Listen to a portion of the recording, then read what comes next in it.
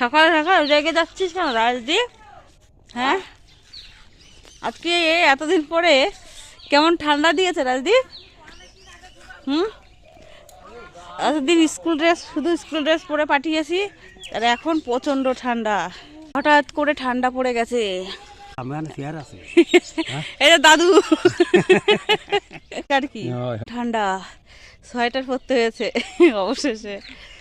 অনেকদিন সকালবেলা শসা তোলার কারণে ভিডিওটা ঠিকমতো করতে পারি না। তা আজকে ভাবলাম কি যে কাজের ফাঁকে একটু ভিডিওটা করে নিই, যে রাজদীপের সাথে আমি একটু ভিডিও করে নিই। আর ব্রাশ নিয়ে রাস্তায় বেরিয়ে গেছি, গাড়ির জন্য দাঁড়িয়ে আছি।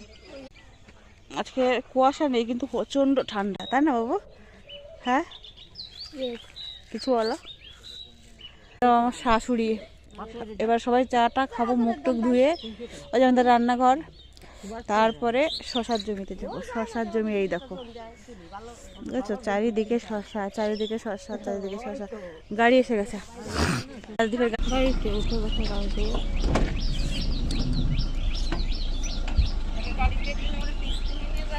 আমার শাশুড়িও স্কুলে যাবে, আমার শাশুড়ি স্কুলে যাবে। কি হলো?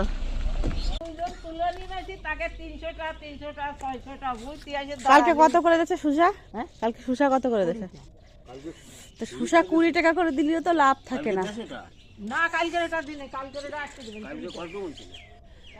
এত কষ্ট করে তুলে যদি দাম না থাকে।